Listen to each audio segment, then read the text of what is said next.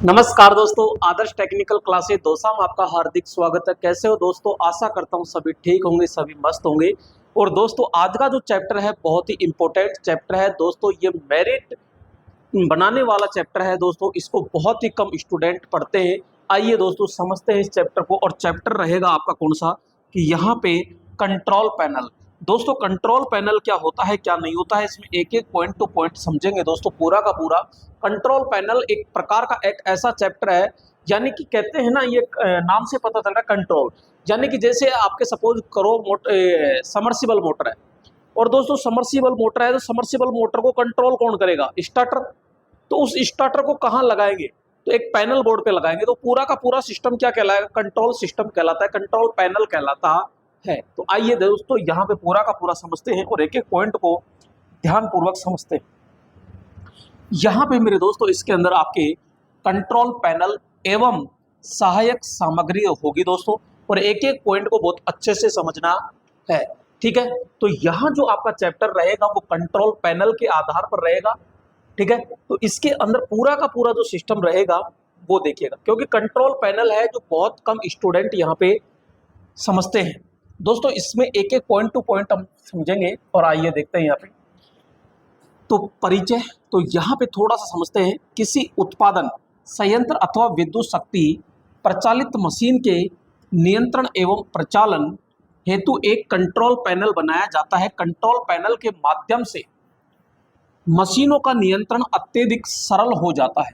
यह पैनल क्षैतिज अथवा उर्ध्व स्थिति में, लेकिन दोस्तों ध्यान रखना सबसे ज्यादा जो लगाया जाता है वो उर्ध्व अवस्था में ही लगाया जाता है, स्थापित किया जाता है, परंतु अधिकांशतः इसे उर्ध्व स्थिति में स्थापित किया जाता है।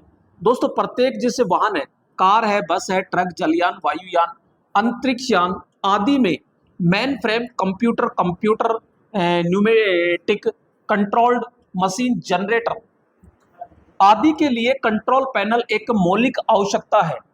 आधुनिक कंट्रोल पैनलों में विविध कंट्रोल एवं वायरिंग सहायक युक्तियों का भी दोस्तों यहाँ पे उपयोग किया जाता है, जिसकी सहायता से कंट्रोल कैबिनेट एवं मशीन कंट्रोल पैनल का परिपथ पूर्ण हो जाता है।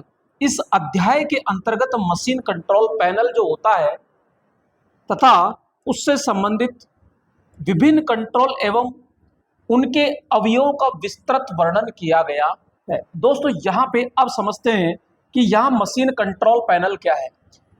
ये जो चैप्टर है बहुत ही इंपॉर्टेंट होने वाला है दोस्तों, क्योंकि ये आपके सिलेबस के अंदर जो दे रखा है ये इंपॉर्टेंट रहेगा। ठीक है, तो यहाँ पे थोड़ा सा मैं छोटा कर लेता हूँ इसको, ये बस। ठीक है, अब दोस्तों यहाँ पे मशीन कंट्रोल पैनल, यानी मशीन कंट्रोल पैनल होता क्या है? कंट्रोल पैनल है और एक मशीन कंट्रोल पैनल, यानी मशीनों को कंट्रोल करने वाला, मशीनों को नियंत्रण करने वाला जो पैनल होता है वो, तो वह माध्यम जिसके द्वारा विभिन्न मशीनों या युक्तियों में विद्युत के प्रवाह को नियंत्रित किया जाता है, क्या कहलाएगा? मशीन कंट्रोल पैनल कहलाता है। वापस समझिएगा दोस्तों, यहाँ पे अपन ने लिखा विभिन्न मशीन या युक्तियों में विद्युत प्रवाह के नियंत्रण को। सीधा सा फंडा है कि जो समर्सिबल मोटर है, उस समर्सिबल मोटर के अंदर विद्युत को प्रवाहित करेंगे, उसको नियंत्रण करेंगे, कितनी धारा ले रहा है, कितनी वोल्टेज ले रहा है। ठीक है, तो ये कब स्टार में जाएगी, कब डेल्टा में बदलेगी, तो ये सारा नियंत्रण कौन कर रहा है? स्टार्टर। तो स्टार्टर क्या है? कंट्रोल पैनल होता है। इस पैनल के अंतर्गत विभिन्न कंट्रोल को एक धातु के ऊर्ध्वाधर बॉक्स में स्थापित किया जाता है, जिसके द्वारा मशीनों को नियंत्रित किया जाता है। तो कंट्रोल पैनल में विभिन्न स्विचों को एक समान दूरी पर लगाया जाता है, जिससे टर्मिनल एक दूसरे से पर्याप्त दूरी पर रहते हैं। कंट्रोल पैनल का जो आकार होता है वो नियंत्रित किए जाने वाली मशीनों की संख्या पर निर्भर करता है। कंट्रोल पैनल का जो चयन है उसके उपयोग एवं वायरिंग के आधार पर किया जाता है। तो दोस्तों यहाँ पे एक एक पॉइंट टू पॉइंट यहाँ पे समझते हैं। अब दोस्तों यहाँ पे हम पढ़ रहे हैं कि विभिन्न प्रकार के कंट्रोल पैनल कौन कौन से होते हैं। तो एक तरफ लिखा कंट्रोल पैनल और एक तरफ लिखा हमने आकार। यहाँ पे लिखा वॉल माउंटेड, तो यहाँ सिंगल डोर होता है और एक होता है दोस्तों डबल डोर। सिंगल डोर जो होता है ये आपके 600 mm में होता है, और डबल डोर होता है वो 600 mm से अधिक में होता है। यहाँ पे है डिस्क प्रकार का, जिसका कोई आकार नहीं होता है, ये अनिश्चित प्रकार का होता है। यहाँ फ्री स्टैंडिंग सिंगल फ्रंट होता है, केवल फ्रंट एक्सेस के साथ, जो 100 से 700 mm होता है। दोस्तों दूसरा होता है free standing single front, front एवं बैक एक्सेस के साथ होता है, जो 750 से लेकर के 1000 mm में होता है। और एक होता है फ्री स्टैंडिंग डबल फ्रंट, यानी 1500 से लेकर के 2006 mm में होता है। यहाँ पे अब समझिएगा दोस्तों, यहाँ पे थोड़ा सा ध्यान से समझो इसको, क्या हुआ। चलो क्या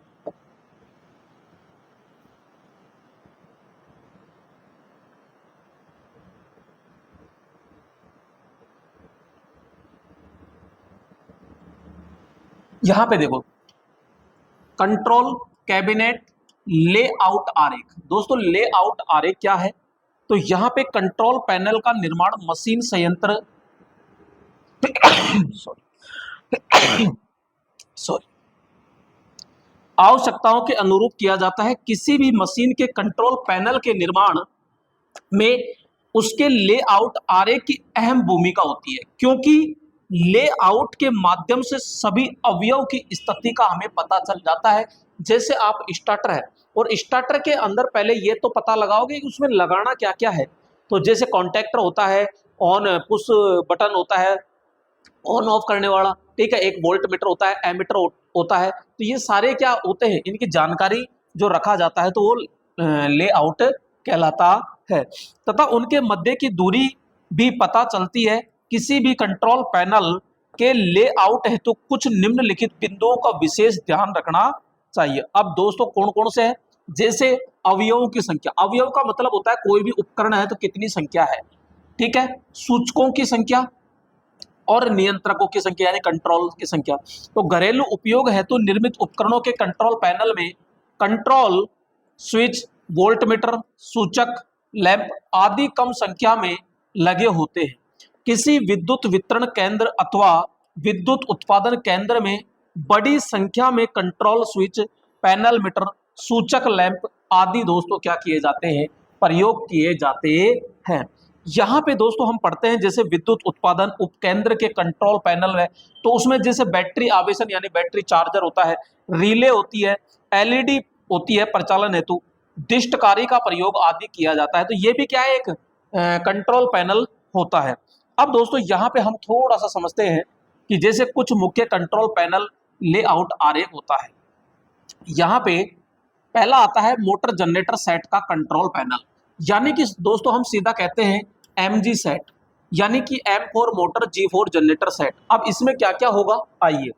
अनेक प्रयोजनों जैसे बैटरी है आवेशन, बैटरी आवेशन का मतलब हो गया बैटरी चार्जर, विद्युत लेपन है, धातु निष्कर्षण, धातु शोधन आदि के लिए डीसी आपूर्ति की आवश्यकता होती है।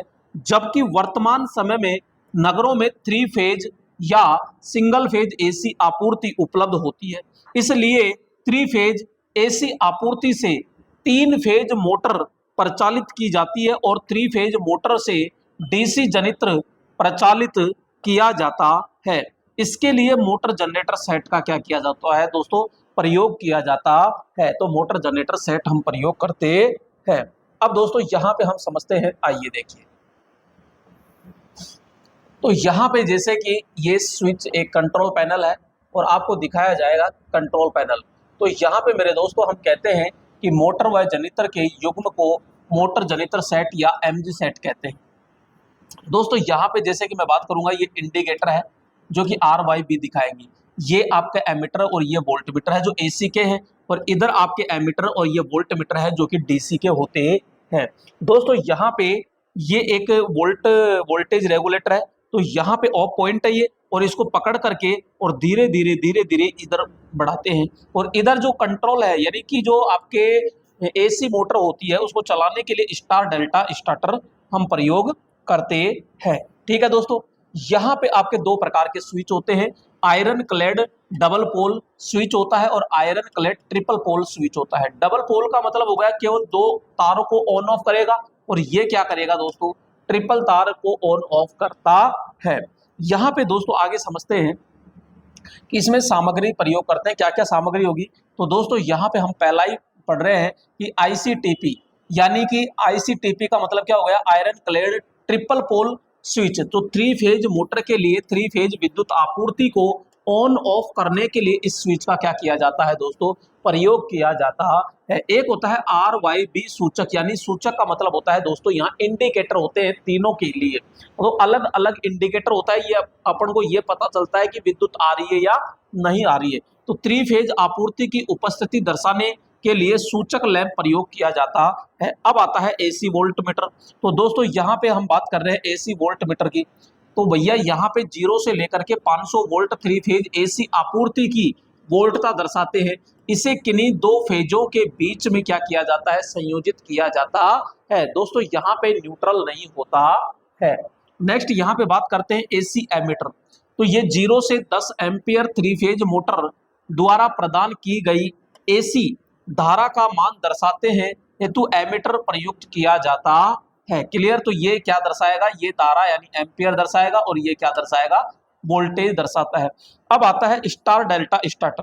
तो दोस्तों यहाँ पे थ्री फेज मोटर को स्टार संयोजन में चालू करने के लिए, डेल्टा संयोजन में कार्यरत करने के लिए, यानी कि जब मोटर को शुरू में चालू किया जाता है तो दोस्तों स्टार में किया जाता है, क्योंकि वो प्रत्येक फेज के अंदर 100% का लगभग 57.7% वोल्टेज कर देता है, जिससे हमारी वाइंडिंग नहीं जलती है। तो शुरू में स्टार में दिया जाता है, और बाद में जैसे ही मोटर 75% घूम जाती है तो वहां पे स्टार को किस में चेंज कर दिया जाता है, डेल्टा में, और डेल्टा में चेंज करते हैं वहां पे प्रॉपर तरीके से पूर्ण रूप से विद्युत सप्लाई मिल जाती है। नेक्स्ट यहाँ पे बात करते हैं दोस्तों अर्ध स्वचालित या स्वचालित प्रकार का हो सकता है। अब यहाँ पे आता है क्या, आईसीडीपी स्विच। तो दोस्तों iron clad double pole switch जनित्र द्वारा उत्पन्न डीसी आपूर्ति को ऑन ऑफ करने के लिए इस स्विच का प्रयोग करते हैं। तो दोस्तों डीसी के अंदर केवल दो ही तार होते हैं, ठीक है। तो दो तार होते हैं, तो दो तारों को ऑन ऑफ करने के लिए किसका प्रयोग करते हैं, डीपीआईसी कह दो या फिर आईसीडीपी कह सकते हो। नेक्स्ट बात करते हैं डीसी वोल्ट मीटर। तो ये 0 से 250 वोल्ट जनित्र द्वारा उत्पन्न डीसी वोल्टता दर्शाते हेतु डीसी वोल्ट मीटर का क्या किया जाता है, प्रयोग करते हैं। और डीसी एमीटर होता है, तो ये 0 से 100 एम्पियर डीसी धारा का मान दर्शाने हेतु इसका हम क्या करते हैं, प्रयोग करते हैं। दोस्तों वोल्टेज रेगुलेटर ये क्या करता है, तो ये वोल्टेज को रेगुलेट किया जाता है, कम ज्यादा करता है। जनित्र द्वारा उत्पन्न डीसी वोल्टता का मान आवश्यकता अनुसार घटाने बढ़ाने हेतु वोल्टेज रेगुलेटर का हम क्या करते हैं, प्रयोग करते हैं। अब दोस्तों यहाँ पे हम पढ़ते हैं मोटर का कंट्रोल पैनल हमने पढ़ा। अब मोटर के अलावा मेरे दोस्तों जैसे सपोज कीजिए यहाँ पे सब स्टेशन होते हैं, तो यहाँ पे मेरे दोस्तों 11 केवी उपकेंद्र का कंट्रोल पैनल। दोस्तों उपकेंद्र को इंग्लिश में क्या कहते हैं, हम सब स्टेशन कहते हैं। तो 11 केवी सब स्टेशन का जो कंट्रोल पैनल होता है उसको समझते हैं दोस्तों। तो यहाँ पे 11 केवी या 33 केवी उपकेंद्र के कंट्रोल पैनल अनेक आकार एवं प्रकार के होते हैं। किसी 11 केवी उपकेंद्र में स्थापित किए जाने वाले कंट्रोल पैनल की संख्या उस उपकेंद्र से जुड़े उप परिपथ की संख्या तथा नियंत्रण किए जाने वाले भार यानी कि लोड पर क्या होती है, निर्भर होती है। भाई ये नहीं है कि डायरेक्ट हम इतनी संख्या बता दें, यानी 11 केवी है, 11 केवी आगे कितने लोड से जुड़ रही है, कितना लोड है कि नहीं है, उनकी संख्या पर क्या करता है, निर्भर करता है। इसके अतिरिक्त कंट्रोल पैनल से नियंत्रित किए जाने वाले भार अर्थात लोड धारा के अनुसार ही कंट्रोल पैनल के कंट्रोल युक्तियां प्रयोग की जाती है। प्रत्येक कंट्रोल युक्ति की को उसकी प्रचालन वोल्टता एवं धारा वहन क्षमता के अनुसार ही प्रयोग किया जाता है। दोस्तों उसको प्रचालन वोल्टेज की आवश्यकता है या धारा प्रचालन की आवश्यकता है, तो उसके अकॉर्डिंग सेट किया जाता है। किसी उपनगर अथवा कॉलोनी के उपकेंद्र में एक से 3 तक कंट्रोल पैनल प्रयोग किए जाते हैं। तो यहाँ पे दोस्तों जैसा कि एक चित्र में 11 केवी का उपकेंद्र का क्या है, कंट्रोल पैनल है। आइए दोस्तों इसको देखते हैं। अब दोस्तों यहाँ पे आपने देखा तो इस प्रकार का है। तो यहाँ पे सीधा दर्शा रहा है कि ये वोल्ट मीटर है, ये फ्रीक्वेंसी दर्शा रहा है, ये इंडिकेटर कर रहा है, ठीक है। और यहाँ पे एमीटर हो गया, ये इंडिकेटर हो गया, ये ऑफ ऑन करने का होता है। तो ये सारा अलग अलग पैनल दर्शाया गया है। क्लियर दोस्तों। यहाँ पे एक ये हो गया, तो ये उपकेंद्र का क्या है, कंट्रोल पैनल होता है। तो इस कंट्रोल पैनल में circuit breaker, overload tripping relay, volt meter, ammeter, आवर्ती मीटर, वोल्टता कंट्रोल, धारा कंट्रोल, सूचक लैंप, फ्यूज आदि युक्तियां प्रयोग की जाती है। अब दोस्तों यहां पे हम समझते हैं, यहां पे कि पावर एवं कंट्रोल परिपथ। तो दोस्तों किसी मशीन के पावर एवं कंट्रोल परिपथ का वर्णन यहाँ पे, क्योंकि ये तो हमने देख ही लिया इधर। अब दोस्तों यहाँ पे मशीन पावर परिपथ होता है, तो इसमें क्या क्या होता है, तो वह परिपथ जिसमें मशीन की शक्ति के नियंत्रण हेतु प्रयुक्त किया जाता है, तो मशीन पावर परिपथ कहलाता है। ठीक है। तो ये जैसे कि मशीन है दोस्तों, यहाँ पे हम कह रहे हैं कि ये तो हमारी लाइन है ही, L1 L2 L3, और ये हमारी मशीन है। अब दोस्तों यहाँ पे इसको कैसे ऑपरेट करना है, कैसे नहीं करना, ये मुख्य कॉन्टैक्टर होता है। और दोस्तों ये क्या होते हैं, ये फ्यूज के साथ में सर्किट ब्रेकर होता है। अब दोस्तों यहाँ पे आगे चलो, यहाँ पे हम समझते हैं कि इस पावर कंट्रोल परिपथ में जब पुश बटन को दबाया जाता है, तब मुख्य कॉन्टैक्टर परस्पर संपर्क स्थापित कर लेते हैं, जिससे मोटर को पावर प्राप्त हो जाती है। परंतु जब परिपथ लगे पुश बटन को पुनः दबाया जाता है, तब मुख्य कॉन्टैक्टर संपर्क से हट जाते हैं और उनमें परस्पर किसी भी प्रकार का संपर्क शेष नहीं रहता है। इससे मोटर को शक्ति प्राप्त नहीं हो पाती है। मशीन कंट्रोल परिपथ, अब देखो कंट्रोल के लिए, तो किसी मशीन के नियंत्रण के लिए मशीन कंट्रोल परिपथ प्रयोग किया जाता है। इस प्रकार के कंट्रोल परिपथ द्वारा मोटर को नियंत्रित किया जाता है, जो कि एक चित्र के अंदर दर्शाया गया है। तो एक मशीन कंट्रोल के सामान्य परिपथ को प्रदर्शित कर रहा है। तो देखो दोस्तों यहाँ पे हम ये कह रहे हैं कि जैसे मशीन कंट्रोल लैंप है, ये तो सूचक वाला हो गया, ठीक है, ये स्टार्ट हो गया और ये स्टॉप हो गया, यानी ये तो रेड कलर का होता है और ये आपके ग्रीन कलर का होता है पुश बटन, ठीक है। और यहाँ ऑपरेटिंग कॉइल होती है, ठीक है, और ये आपका M2 होता है। अब दोस्तों ये M1 हो गया, मैन कॉन्टैक्टर 1, और ये मैन कॉन्टैक्टर 2 होता है। तो दोस्तों यहाँ पे नेक्स्ट आगे चलते हैं। अब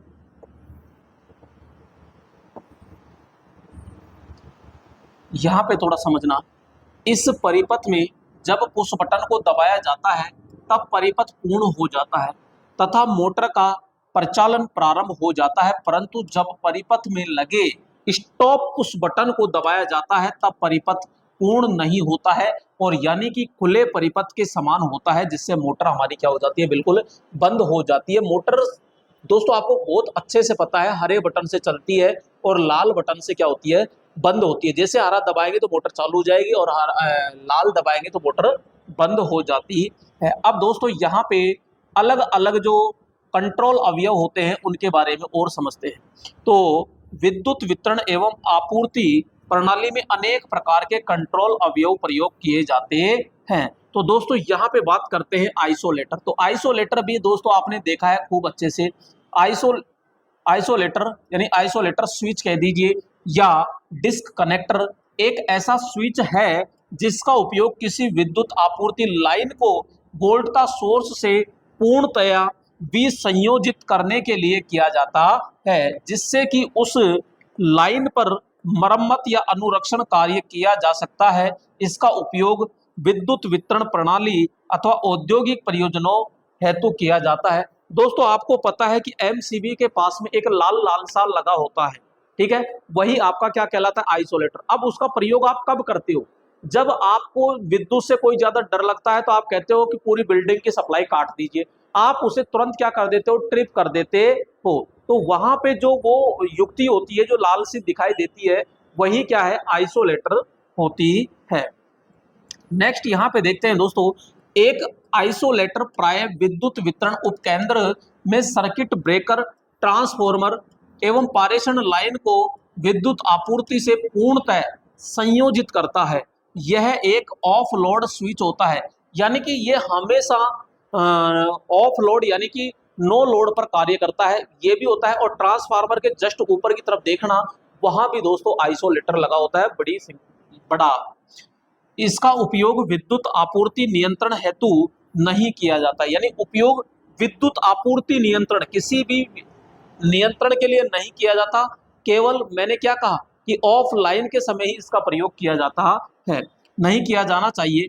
अपितु सर्किट ब्रेकर से लोड या आपूर्ति को विसंयोजित करने के पश्चात ही केवल आपूर्ति लाइन के पृथक्करण यानी आइसोलेशन हेतु किया जाना चाहिए। किसी उपकेंद्र के माध्यम से एक फीडर लाइन की पूर्णतः विसंयोजित कर दूसरे फीडर लाइन से संयोजित करने के लिए भी इसका उपयोग किया जाता है, यानी एक लाइन को बंद करके दूसरी लाइन को चालू करने में भी मेरे दोस्तों इसका हम क्या करते हैं, उपयोग करते हैं। आधुनिक आइसोलेटर की संरचना एक 4 दस्ते से जुड़े एमसीबी के समान होती है। तो दोस्तों एमसीबी के समान होती है, तो वो भी हम देखते हैं, क्योंकि यहाँ पे जैसे 2 वे 4-in-1 आइसोलेटर होता है, तो अलग अलग प्रकार के ये होते हैं। नेक्स्ट दोस्तों हम बात करते हैं यहाँ पे कि इसमें 3 प्रचालन स्थितियां होती है, जबकि एमसीबी में केवल 2 प्रचालन स्थितियां होती है। इसके दस्ते को स्थिति से 2 पर घुमा देने से यह किसी 3 फेज परिपथ को पूर्णतः पृथक कर देता है। तो निम्न चित्र 2 वे 4 वे 1 प्रकार की आइसोलेशन को दर्शाया गया है, यानी कि ये जो होता है, ठीक है। यहाँ पे आइसोलेशन के अतिरिक्त विद्युत लाइन को पृथक्करण करने के लिए खंभों पर भी नाइफ स्विच प्रकार का आइसोलेटर, जो नाइफ स्विच होता है वो भी क्या होता है, आइसोलेटर होता है, के लिए किया जाते हैं। इनका प्रचालन खंबे टावर पर भूतल से लगभग 5 फीट की ऊंचाई पर स्थापित किया जाता है। तो दोस्तों 5 फीट की, कई बार आप देखते हो कि जो खंबा होता है वो खंबे पर एक चाकू यानी हैंडल सा लगा होता है, इसको ऊपर नीचे करते हैं, तो वो भी मेरे दोस्तों क्या कहलाता है, आइसोलेटर कहलाता है। और जमीन से लगभग 5 फीट की ऊपर ऊंचाई पर वो लगाया जाता है, तो वहां से लाइन को हम क्या करते हैं, ऑन ऑफ करते हैं। क्लियर। यहाँ पे दोस्तों नेक्स्ट आगे चलते हैं और अगला पॉइंट यहाँ समझते हैं। अब देखो दोस्तों यहाँ पे अगला आता है पुश बटन। अब दोस्तों ये पुश बटन तो नॉर्मल आप सब जानते हो, इसमें ज्यादा कोई वो नहीं है। जो अपन जैसे मोटर को चलाते हैं तो वो भी पुश बटन है, मोटरसाइकिल का हॉर्न है वो भी पुश बटन है, घर के आगे जो घंटी लगाते हैं वो भी क्या होता है, पुश बटन होता है। पुश बटन या सामान्य बटन प्राय एक ऐसा स्विच होता है जो किसी मशीन या विद्युतीय परिपथ के प्रचालन को नियंत्रण करता है। ये सामान्य कठोर पदार्थ जैसे धातु या प्लास्टिक से बने होते हैं।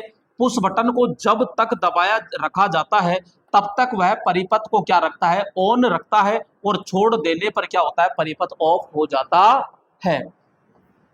तो घरेलू उपयोग में इसका प्रयोग कॉल घंटी, मिक्सर ग्राइंडर आदि में किया जाता है। तो दोस्तों यहाँ पे आपको ये समझना है, सबसे पहले तो ये चीज समझना है कि ये तो होता है प्रतीक, ठीक है, और ये नॉर्मली अपन देखते हैं तो इसको हम दबाते हैं, जब तक दबाए रखते हैं तब तक तो ये क्या रहता है, चालू, और जैसे हम हाथ हटा लेते हैं तो ये तुरंत क्या हो जाता है, बंद हो जाता है।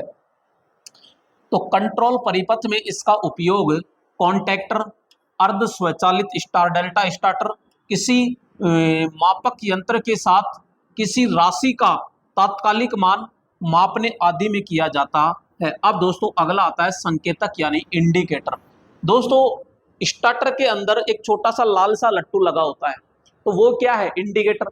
घरों के अंदर देखते हैं तो कंट्रोल बोर्ड में भी एक छोटा सा लट्टू लगा होता है, इंडिकेटर।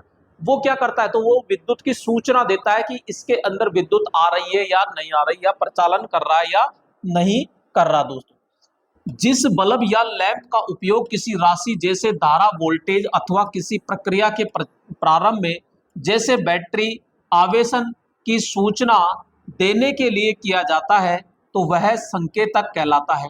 इस कार्य के लिए 250 वोल्ट, 5 वाट, 60 वाट, 100 वाट आदि के बल्ब एवं 24 वोल्ट, 6 वोल्ट, 3 वाट आदि पायलट बल्ब प्रयोग किए जाते हैं। बल्ब का चयन दोस्तों कंट्रोल परिपथ की वोल्टता अथवा सूचक प्रकाश की आवश्यकता पर निर्भर करता है। तो दोस्तों अलग अलग प्रकार के होते हैं। ये तो हो गया लैंप का प्रतीक, ये तो लैंप का प्रतीक है, और ये एलईडी का क्या हो गया, एक सिंबल यहाँ पे दर्शाया गया है। वर्तमान समय में इस कार्य के लिए नियोन लैंप या एलईडी लाइट इमिटिंग डायोड का प्रचलन बढ़ गया है। नियोन लैंप को सीधे ही 230 या 250 वोल्ट एसी आपूर्ति के आर पार संयोजित किया जा सकता है, परंतु एलईडी को 3 वोल्ट डीसी आपूर्ति की आवश्यकता होती है दोस्तों। तो नियोन लैंप को आप डायरेक्ट लगा सकते हो, लेकिन एलईडी को नहीं लगा सकते। इसके लिए 230 वोल्ट से 6 वोल्ट अपचायक ट्रांसफॉर्मर यानी कि दोस्तों स्टेप डाउन ट्रांसफॉर्मर, दिष्टकारी प्रतिरोधक आदि प्रयोग करते हैं। तो एलईडी प्रकार के सूचक बल्ब का प्रतीक तथा अभिदृश्य उपरोक्त ऊपर दर्शाया गया है। तो यहाँ मिनिएचर सर्किट ब्रेकर यानी एमसीबी है, फ्यूज है, स्विच है का अध्ययन हम पहले ही वैसे दोस्तों हम कर चुके सर्किट ब्रेकर के अंदर आराम से, तो वहां पे हमने एक एक पॉइंट को तरीके से पढ़ा है। अब दोस्तों देखो रिले, वैसे रिले मैंने सर्किट ब्रेकर में बोलो आपको ध्यान से बहुत अच्छे से पढ़ा दिया है दोस्तों, ठीक है। तो रिले एक ऐसी युक्ति है जो किसी वैद्युतिक या इलेक्ट्रॉनिक परिपथ के वोल्ट का मान अथवा उस परिपथ में से प्रवाहित होने वाली धारा के मान के आधार पर दूसरे परिपथों को ऑन अथवा ऑफ करने हेतु प्रयोग की जाती है। यह युक्ति मुख्य निम्न प्रकार होती है। तो दोस्तों यहाँ पे हम पढ़ते हैं जैसे ऊष्मीय रिले। अब ऊष्मीय रिले है तो ये किस सिद्धांत पर काम करेगी, तापीय सिद्धांत पर, ऊष्मीय सिद्धांत पर, थर्मल रिले है यानी। इस प्रकार की रिले में रिले के नॉर्मली ओपन अथवा नॉर्मली क्लोज संयोजक का प्रचालन तापन तंतु में से किसी प्रवाहित होने वाली धारा के मान के आधार पर एक द्विधात्विक पत्ती यानी बाई मेटालिक पत्ती होती है स्ट्रिप के द्वारा संपन्न होता है। इस प्रकार की रिले का उपयोग थर्मोस्टेट के रूप में, रेफ्रिजरेटर होती है, प्रेस होती है। तो इसमें कौन सी रिले होती है, ऊष्मीय रिले। चुंबकीय रिले, अब दोस्तों चुंबकीय रिले कहाँ प्रयोग करते हैं वो भी देख लीजिए। तो विद्युत एवं इलेक्ट्रॉनिक परिपथों को स्वचालित रूप से ऑन अथवा ऑफ करने के लिए प्रयोग की जाने वाली विद्युत चुंबकीय रिले युक्ति चुंबकीय रिले कहलाती है। यह एक धारा नियंत्रण युक्ति है। इसमें मुख्यतः एक 6 वोल्ट 12 वोल्ट डीसी क्वाइल लोहे रीड नॉर्मली ओपन एवं नॉर्मली क्लोज संयोजक, ठीक है, नॉर्मली ओपन नॉर्मली क्लोज संयोजक होते हैं। तो नॉर्मली ओपन नॉर्मली क्लोज संयोजकों की संख्या दोस्तों आवश्यकता अनुसार रखते हैं। ये है मेरे दोस्तों कौन सी, तो हम कहेंगे चुंबकीय क्वाइल। अब दोस्तों इसमें होता क्या है कि ये तो हो गया विद्युत चुंबक एक प्रकार का, ठीक है, और ये हो गया स्प्रिंग। तो ये हमारा कॉन्टैक्टर होता है एक तरह का, ठीक है। तो यहाँ पे ये कॉन्टैक्टर हो गया। अब जैसे इसको विद्युत जाती है तो विद्युत जाने पर ये तुरंत अपनी ओर क्या कर देता है दोस्तों, नीचे खींच लेता है। और यहाँ पे देखो ये नॉर्मली ओपन नॉर्मली क्लोज, तो नीचे की ओर ये खींच लेता है तो नॉर्मली क्या हो जाता है, ओपन हो जाता है, और ऊपर जाने पर क्लोज हो जाता है, ठीक है दोस्तों। तो ये नॉर्मली ये विद्युत चुंबक होता है। नेक्स्ट दोस्तों आगे चर्चा करते हैं। देखो इसमें क्वाइल को कंट्रोल सिग्नल सीधे ही परिपथ से प्रदान किए जाते हैं। जैसे कि कंट्रोल सिग्नल की धारा मान पूर्व निर्धारित मान तक पहुंच जाता है, विद्युत चुंबक पूर्णतः उत्तेजित हो जाता है। विद्युत चुंबक लोहा रीड को आकर्षित कर लेता है, जिससे नॉर्मली ओपन तथा नॉर्मली संयोजक आवश्यकता अनुसार परिपथ को क्रमशः ऑन अथवा ऑफ कर देता है। चुंबकीय रिले का उपयोग वोल्टेज स्टेबलाइजर, वोल्टेज रेगुलेटर, दोस्तों यहां पे बात करेंगे मशीनों के कंट्रोल परिपथ, रिमोट कंट्रोल से परिचालित उपकरणों, refrigerator, telephone, exchange, receiver, transmitter आदि अनेक प्रकार के उपकरणों में किया जाता है। एक आता है आपके कौन सा, अति भार रिले यानी ओवरलोड रिले। इस प्रकार की रिले चुंबकीय रिले के समान होती है दोस्तों। इसमें क्वाइल अथवा लोहे रीड को इस प्रकार से बनाया जाता है कि यह पूर्व निर्धारित मान की अपेक्षा लोड धारा का मान बढ़ जाने पर उत्तेजित हो जाती है और नॉर्मली क्लोज संयोजक के द्वारा परिपथ को विसंयोजित कर देती है। जैसे कि 10 एम्पियर का सामान्य करंट है और 10 एम्पियर से ज्यादा होने पर ये ऑटोमेटिक परिपथ को क्या कर देती है दोस्तों, तोड़ देती है। तो 3 फेज लाइन के लिए 3 अति भार रिले प्रयोग करते हैं। ध्यान रखना दोस्तों, ओवरलोड रिले हमेशा एक लाइन के साथ में एक होती है और लाइन के हमेशा श्रेणी क्रम में संयोजित करते हैं।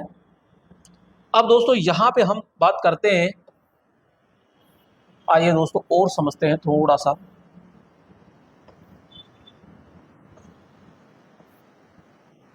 यहां पे द्वारा जोड़ दी जाती है जिससे कि किसी एक फेज से भार धारा का मान बढ़ने पर तीनों फेज भी संयोजित हो जाते हैं और विद्युत वितरण केंद्र 100 से 300 एम्पियर तक की धारा आपूर्ति करते हैं।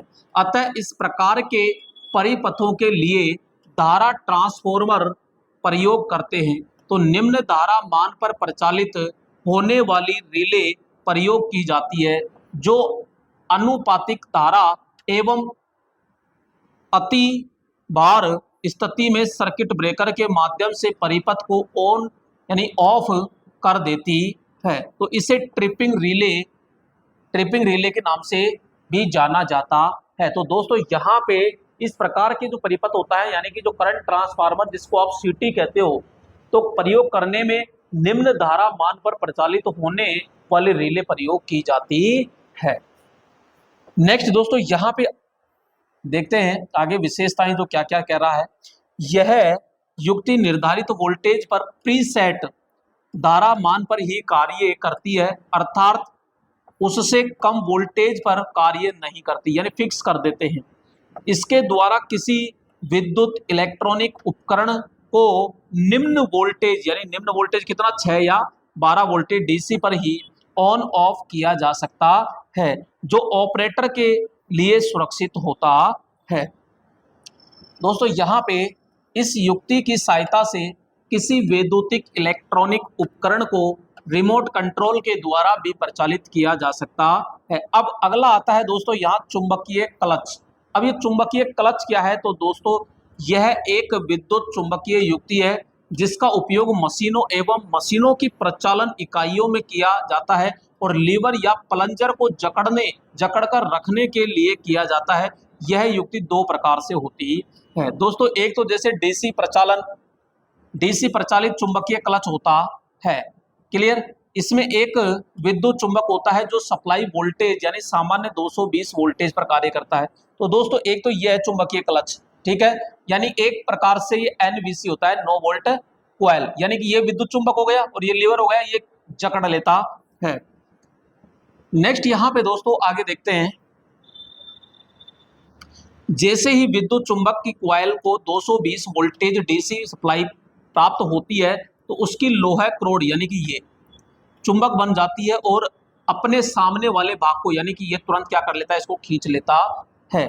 लोहा लीवर को आकर्षित कर जकड़ लेता है, परंतु जैसे ही सप्लाई ऑफ हो जाती है तो विद्युत चुंबक का चुंबकत्व समाप्त हो जाता है और लीवर क्या हो जाता है, बिल्कुल मुक्त हो जाता है। इस युक्ति का उपयोग डीसी मोटर के स्टार्टर में किया जाता है जहां एनवीसी यानी नो वोल्ट कॉइल कहलाती है। तो ये क्या है, एक प्रकार की एनवीसी यानी नो वोल्ट कॉइल होती है। दोस्तों यहां पे नेक्स्ट पढ़ते हैं अब, तो देखो ध्यान से। अब आता है यहाँ पे एसी प्रचालित चुंबकीय क्लच। अब दोस्तों यहाँ पे कैसे होता है, तो ये देखिएगा एसी के अंदर, तो यहाँ पे ये स्प्रिंग होती है और यहाँ पे एक ये और यहाँ भी स्प्रिंग है। तो यहाँ पे इसको क्या करता है, ये कांटेक्ट करता है, दोनों जकड़ लेता है। इस युक्ति में एक बड़ी कॉइल के बीच लेमिनेशन से निर्मित 2 खंड वाली एक लोहा क्रोड युक्त प्रयोग की जाती है, जिसके द्वारा क्लच प्रक्रिया यानी जकड़ना संपन्न की जाती है। इसे इस चित्र के द्वारा अपन समझ सकते हैं। तो ये भी एक लोहा रोड है और एक ये भी लोहा क्रोड होती ही है। नेक्स्ट दोस्तों आगे हम चलते हैं। जब तक कॉइल में एसी प्रवाहित होती रहती है, जब तक दोनों क्रोड खंड यानी ए और बी एक दूसरे को आकर्षित करते हैं, इसके साथ ही क्रोड खंडों से जुड़ी लीवर प्रणाली भी जकड़ी हो रहती है। जैसे ही सप्लाई ऑफ हो जाती है तो क्रोड खंड 2 स्प्रिंग के द्वारा क्या हो जाती है, सामान्य अवस्था में लौट जाते हैं और लीवर क्या हो जाते हैं दोस्तों, मुक्त हो जाते हैं। यह युक्ति उपयोग 3 फेज जो मोटर होते हैं उसके स्टार डेल्टा स्टार्टर अथवा मशीनों के कंट्रोल सर्किट में प्रयोग कॉन्टैक्टर के अंदर ये प्रयोग की जाती है। दोस्तों कॉन्टैक्टर होते हैं, कभी स्टार्टर खोल के देखना, काला काला सा होता है मोटा सा, तो वो कॉन्टैक्टर होता है। अब आता है दोस्तों टाइमर। अब ये टाइमर क्या होता है? टाइमर सीधा सा ऐसे समझ लीजिए कि टाइमर एक ऐसा है कि विद्युत को कुछ समय के लिए रोक के रखता है या उसको सीमित करके रखता है, कंट्रोल करने का कार्य करता है। कुछ वैद्युतिक प्रणालियों में यह आवश्यक होता है कि वह निश्चित समय के लिए पश्चात स्वतः ही ऑफ हो जाए। इस उद्देश्य को पूर्ण करने के लिए हेतु उन प्रणालियों में कंट्रोल तथा लोड के मध्य टाइमर प्रयुक्त किया जाता है। टाइमर प्रणाली के अंतर्गत सेट किए हुए समय के पश्चात यह लोड को पावर सप्लाई प्रदान करना बंद कर देता है। तो विद्युत परिपथों में टाइमर प्रयुक्त करने से शक्ति हानि भी निम्न होती है। दोस्तों यहाँ जैसे कि हम बात करते हैं, ये इनपुट सिग्नल है और ये इनपुट तत्व है, ये कंट्रोल है और ये टाइमर है, ये लोड है और ये आउटपुट है। अब ये कई प्रकार के होते हैं वैसे, ठीक है, अलग अलग प्रकार के। जैसे कि हम कह रहे हैं कि शुरू में दे दिया और इसमें फिक्स कर दिया भैया 5 सेकंड बाद बंद हो जाना चाहिए, या आपके जो स्टार डेल्टा स्टार्टर होता है उसमें भी टाइमर युक्ति लगी होती है।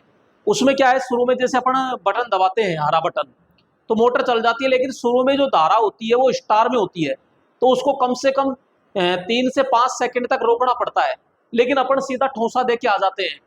तो दोस्तों उसको स्टार में बनाए रखने के लिए यहाँ पे टाइमर युक्ति लगाई जाती है, तो वो 3 से 5 सेकंड तक स्टार में बदल रखता है और उसके बाद वो क्या कर देता है, सीधा डेल्टा के अंदर बदल देता है। अब दोस्तों यहाँ बात करते हैं टाइमर के प्रकार के। तो प्रयुक्त तकनीक के आधार पर अलग अलग होते हैं। तो यहाँ पे जैसे रसायन टाइमर, अब दोस्तों ये देखो यहाँ पे तकनीक के आधार पर टाइमर 4 प्रकार के होते हैं। तो रसायन टाइमर होता है, तो इस टाइमर में 2 पदार्थ की रसायन क्रियाओं के द्वारा ये संपन्न की जाती है दोस्तों। तो दोस्तों अब चलते हैं अपन इसमें, तो यहाँ पे एक एक को पढ़ लेते हैं। ये लीजिएगा, ठीक है दोस्तों। तो यहाँ पे तापीय टाइमर होता है एक तो, और इस टाइमर में पदार्थ के तापीय गुणों द्वारा समय को सेट किया जाता है। धातु पर ताप आरोपित करने पर समय के साथ साथ वह फैलने लगती है, तो एक निश्चित समय के पश्चात धातु इतनी फैल जाती है कि कॉन्टैक्टर या तो जुड़ जाते हैं या फिर हट जाते हैं। यांत्रिक टाइमर, यह टाइमर स्प्रिंग तथा गियर प्रणाली पर आधारित होता है और टाइमर में अंशांकित स्प्रिंग को नोब द्वारा घुमाकर निश्चित टाइम को क्या कर दिया जाता है, सेट किया जाता है। नेक्स्ट जैसे बात करते हैं इलेक्ट्रॉनिक टाइमर, यह आधुनिक टाइमर होता है जिसके समय का नियंत्रण इलेक्ट्रॉनिक परिपथ तथा युक्तियों द्वारा किया जाता है। यह टाइमर हल्का, सस्ता, छोटा और परिशुद्ध होता है। तो ये आपके कहाँ लगता है, मोटरों के स्टार्टर में भी लगाया जाता है। संक्रिया के आधार पर दोस्तों, टाइमर में होने वाली संक्रियाएं के आधार पर भी टाइमर 4 प्रकार के होते हैं। जैसे ऑन टाइमर, यह टाइमर सामान्य ऑफ अवस्था में रहता है और निश्चित समय के लिए टाइमर ऑन करने हेतु ट्रिगरिंग की जाती है। तो दोस्तों ये निश्चित समय के लिए होता है। ऑफ टाइमर, यह टाइमर सामान्य ऑन अवस्था में रहता है, इसमें भी निश्चित समय के लिए टाइमर ऑफ करने हेतु ट्रिगरिंग की जाती है। नेक्स्ट यहाँ पे बात करते हैं पुनरावर्ती टाइमर। इस प्रकार का टाइमर सेट समय के लिए लगातार ऑन तथा ऑफ होता रहता है। क्रमिक टाइमर, इस प्रकार का टाइमर एक निश्चित क्रम में प्रचालित होता है। दोस्तों यहाँ पे एक लिमिट स्विच और आता है, और लिमिट स्विच किसके लिए प्रयोग किया जाता है, तो मशीनों के लिए होता है। यह एक सामान्य प्रकार का पुश टू ऑफ स्विच होता है। इसका उपयोग सेफर में, स्लॉटर में, मिलिंग में, ग्राइंडर में, ड्रिलिंग में आदि मशीनों में किया जाता है। तो डायरेक्ट क्वेश्चन पूछ लेता है लिमिट स्विच कहाँ प्रयोग किया जाता है, तो लिमिट स्विच मशीनों के कंट्रोल सिस्टम में प्रयोग किया जाता है। इन मशीनों में किसी यांत्रिक प्रक्रिया संपन्न हो जाने के पश्चात मशीन को, मोटर को ऑफ करने के लिए इसका प्रयोग किया जाता है, जिसमें कटिंग टूल्स के लिए साथ साथ एक लीवर भी चलता है और पूर्व निर्धारित सीमा तक टूल के पहुंचने तक lever push to off switch को ऑफ कर देता है। यहां पे बात करते हैं कि विद्युत कंट्रोल पैनल में भी किसी प्रक्रिया के एक सीमा तक संपन्न होने के पश्चात मोटर को ऑफ करने के लिए लिमिट स्विच का हम क्या करते हैं, प्रयोग किया जाता है। तो मेरे दोस्तों ये देख सकते हो, ये है क्या, लिमिट स्विच। नेक्स्ट आगे चलते हैं दोस्तों, तो यहाँ पे कंट्रोल ट्रांसफार्मर। अब दोस्तों कंट्रोल ट्रांसफार्मर में क्या है, तो सामान्य कंट्रोल पैनल में प्रयुक्त कंट्रोल युक्ति परिचालन निम्न वोल्टता 24 वोल्ट या 6 वोल्ट पर संपन्न किया जाता है, जबकि आपूर्ति वोल्टता 3 फेज 400 वोल्ट तथा एकल फेज 230 वोल्ट एसी होती है। अतः 1 वोल्ट का अपसाइड ट्रांसफार्मर प्रयोग किया जाता है जो कंट्रोल ट्रांसफार्मर कहलाता है। अब दोस्तों यहाँ पे बात करेंगे, यदि किन्हीं कंट्रोल युक्ति के परिचालन के लिए डीसी की सप्लाई आपूर्ति की आवश्यकता हो तो कंट्रोल ट्रांसफार्मर के साथ एक पूर्ण तरंग दिष्टकारी क्या करते हैं, रेक्टिफायर लगाया जाता है, जो 24 वोल्टेज एसी से आवश्यकता अनुसार प्रतिरोध द्वारा 6 वोल्ट 3 वोल्ट डीसी प्राप्त की जा सकती है, जो कि इस प्रकार से दर्शाया गया है। तो दोस्तों यह है फुल वेव रेक्टिफायर, ठीक है। तो ये स्टेप डाउन ट्रांसफार्मर यहाँ पे लगा दिया, और यहाँ पे 2 डायोड होते हैं ये, तो यहाँ पे ये टैप्ड होता है, इसको टैप्ड बोलते हैं, और ये दोस्तों लोड होता है। नेक्स्ट बात करते हैं दोस्तों यहाँ पे, और ये अलग अलग प्रकार के हैं कंट्रोल पैनल में प्रयुक्त जो वायरिंग होती है उसके लिए। तो दोस्तों एक यहाँ से क्वेश्चन बार बार पूछा जाता है, रेसवे या केबल चैनल क्या होती है। तो देखो ध्यान से, वैद्युतिक कंट्रोल पैनल की वायरिंग में तार यानी केबल की स्थापना हेतु प्रयुक्त बंद वाहिका यानी कि जो नली होती है, अपन पाइप लगाते हैं तो पाइप ही क्या कहलाती है, रेसवे कहलाता है। यह तार केबल की ऊष्मा, नमी, जंग, यांत्रिक आघात आदि से कंट्रोल पैनल को सुरक्षा करती है। यह लोहे अथवा पीवीसी यानी पॉलीविनाइल क्लोराइड से बनाई जाती है। तो दोस्तों जो पाइप होते हैं ना, जो केबल वायरिंग करते हैं, उसी को रेसवे कह रहे हैं। इसका परिच्छेद क्षेत्रफल वृत्ताकार, वर्गाकार अथवा आयताकार हो सकता है।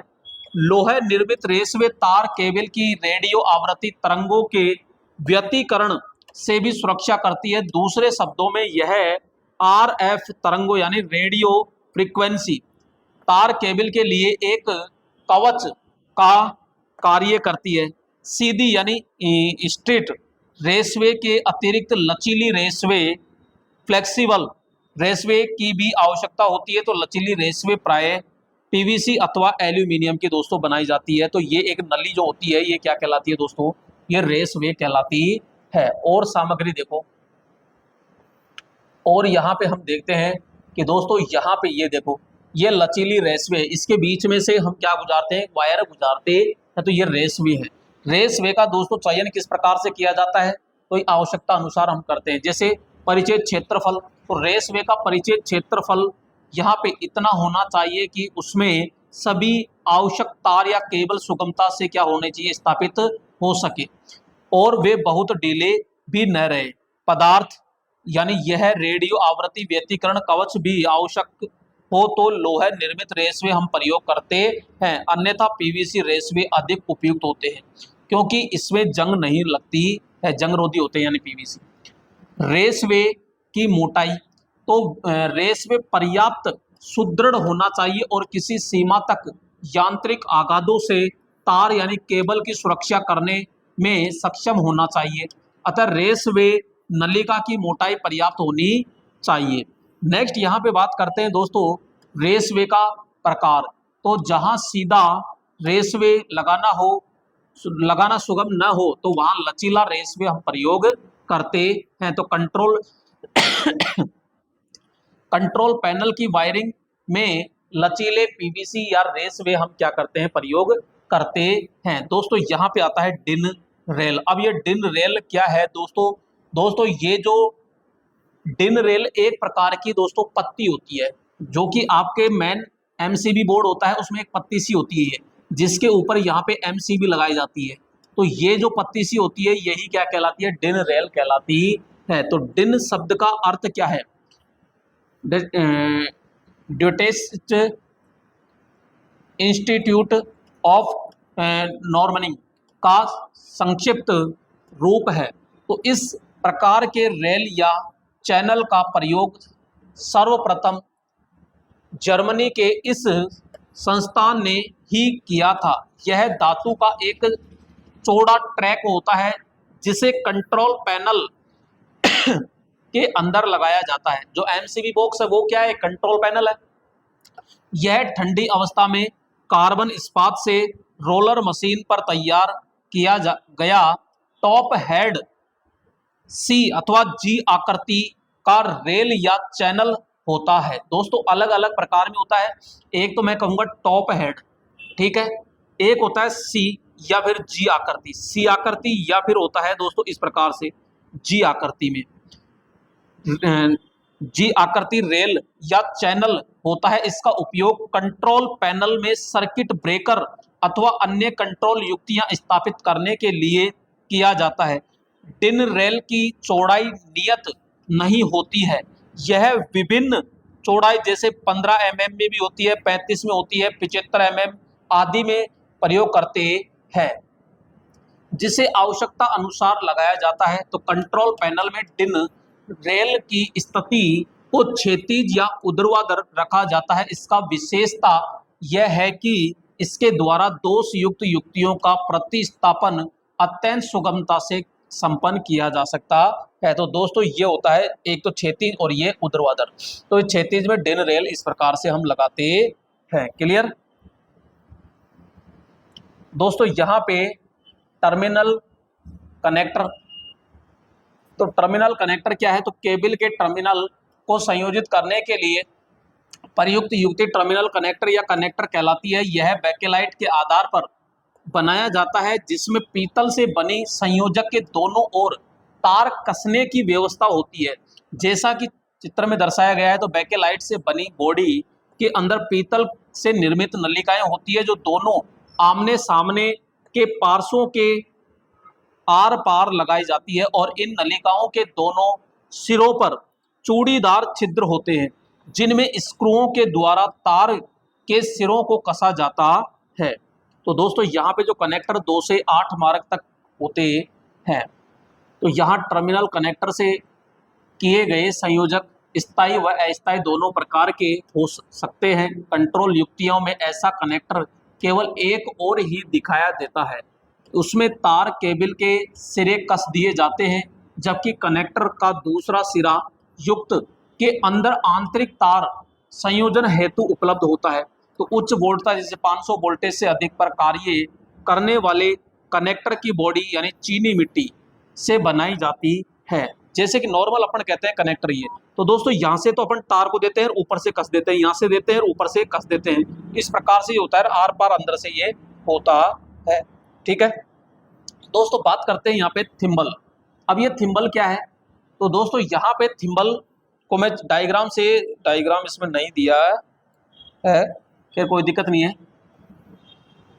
तो यहाँ पे मेरे दोस्तों ये जो थिम्बल है कई तारों को ऐंठ कर बनाए गए केबल स्टैंडर्ड केबल कहलाते हैं। सामान्यतः जो स्टैंडर्ड केबल ही अधिक प्रयोग किए जाते हैं और इस प्रकार के केबल के टर्मिनल किसी कनेक्टर के छिद्र में प्रविष्ट करते समय तार फैल जाते हैं और छिद्र में सुगमता से प्रविष्ट नहीं हो पाते। तो ऐसी स्थिति में टर्मिनल को सोल्डरिंग के द्वारा एकल तार का रूप दिया जाता है, परंतु एल्यूमिनियम केबल के टर्मिनल को सोल्डरिंग करना सुविधाजनक नहीं होता है।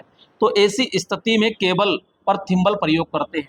दोस्तों थिम्बल कह दीजिए या इसे हम क्या कहते हैं, इसे हम केबल सूज भी कहते हैं। क्या कहते हैं? केबल सूज कहते हैं। इसी को दोस्तों यहाँ कर्णक भी कहते हैं और इसी को दोस्तों यहाँ पे लग कहते हैं। वह अवयव जिसका उपयोग केवल एक तार को टर्मिनल से जोड़ने के लिए किया जाता है उसे थिम्बल कहते हैं। थिम्बल प्रयोग करने का एक लाभ ये भी है कि मोटे टर्मिनल वाले केबल को भी पतले सिरे वाला थिम्बल प्रयोग करके कनेक्टर में कसा जा सकता है। ठीक है, तो दोस्तों यहाँ पे जैसे कि मैं आपको दिखाऊं थिम्बल, सॉरी ये, तो दोस्तों यहाँ पे ये अलग अलग प्रकार के होते हैं। ये देखो, ये है ये दोस्तों, ये थिम्बल थिम्बल थिम्बल ही लग है, ध्यान रखना, थिम्बल ही एक प्रकार का दोस्तों लग होता है।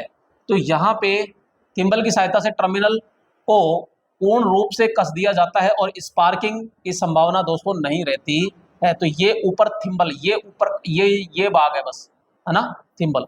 अब दोस्तों लग क्या है, तो यह केबल टर्मिनल को बोल्ट अथवा नट द्वारा कसना अपेक्षित हो तो सर्वाधिक उपयुक्त विधि है, तो लग प्रयोग करते हैं। लग में केबल के टर्मिनल को जकड़ने के लिए फेरुल होता है और बोल्ट पर कसने के लिए एक छिद्र युक्त होता है। तो ये कई प्रकार के होते हैं, जैसे आपके छल्ला प्रकार होता है, एक आयता प्रकार होता है, एक स्पेड होता है, एक फ्लेज्ड स्पेड भी होता है। तो दोस्तों ये क्या कहलाता है, लग। इधर से तार आया और यहाँ जकड़ दिया, किसके द्वारा जकड़ दिया जाता है, तो अपन कहते हैं क्रिम्पिंग प्लायर के द्वारा इसको क्या कर दिया जाता है, जकड़ दिया जाता है। नेक्स्ट दोस्तों यहाँ पे जैसे कि आपने इसमें देख लिया ये, तो दोस्तों फेरुल क्या होता है, फेरुल को भी समझ लीजिए।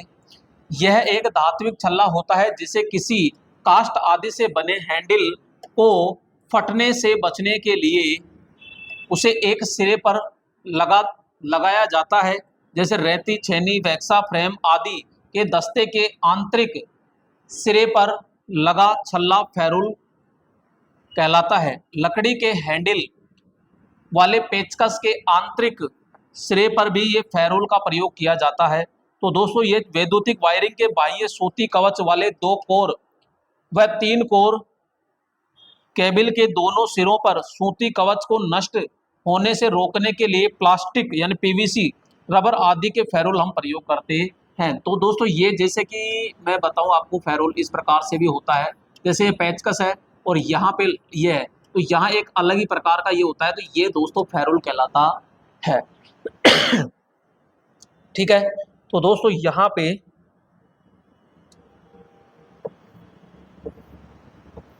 अब दोस्तों इसमें वो नहीं है, ये देखो यहाँ पे ये रहा फेरुल, तो ये फेरुल है। ये क्या है दोस्तों, ये फेरुल है। तो ये जैसे कोई भी लकड़ा है तो इसको वो नहीं करने देता, जैसे नॉर्मल कई सारे होते हैं लकड़ी का। अब ये इसके अंदर देंगे तो ये जो आगे का भाग है ये चिर जाएगा, चिरने से रोकने के लिए एक गोल सा भाग होता है, तो ये क्या कहलाएगा, फेरुल कहलाता है। दोस्तों यहाँ पे बात करते हैं केबल, बंधक, फीते या केबल टाई। तो दोस्तों इस केबल को यानी बंधक को रोकने के लिए नॉर्मल जैसे मोटरसाइकिल होती है, मोटरसाइकिल के क्लच वायर है, ब्रेक वायर है, उन सबको जकड़ने के लिए इसका प्रयोग करते हैं। तो ये क्या होती है, केबल टाई होती है। क्लियर। और इसमें ये किसकी बनी होती है, लोहे या पीवीसी के क्लिप तथा पीवीसी से निर्मित बंधक फीते प्रयोग करते हैं। तो इसमें ज्यादा कोई वो नहीं है। दोस्तों यहाँ पे बात करते हैं स्लीव। ये तो क्लिप हो गई है, तो नॉर्मल आप जानते हो जैसे बैटरी होती है तो वहां भी हम प्रयोग करते हैं। तो तार को पकड़ने के लिए जो क्लिप्स आप कह सकते हैं, वो तो क्लिप्स धातु के द्वारा निर्मित किया जाता है। तो अंतिम सिरों पर प्रयुक्त अचालक को परत चढ़ी रहती है और इसकी सहायता से क्लिप को जोड़ा या हटाया जा सकता है। तो कभी कभी कई टर्मिनलों को दिन में कई बार हटाना या जोड़ना पड़ता है। तो इस प्रकार के कार्य के लिए विभिन्न प्रकार के क्लिपों का हम क्या करते हैं दोस्तों, प्रयोग करते हैं। अब दोस्तों स्लीव क्या होती है, स्लीव दोस्तों ये अलग अलग प्रकार के होते हैं। ये तो हम ये कहते हैं जैसे कोई मोटर की आपने वाइंडिंग कर दी, ठीक है, कोई मोटर की आपने वाइंडिंग कर दी और वाइंडिंग ये तार है तांबे का और ये डोरी है। अब दोस्तों यहाँ पे ज्वाइंट तो कर दिया, अब इसके ऊपर आपको चढ़ाना है, तो यहाँ टेप नहीं लगा सकते।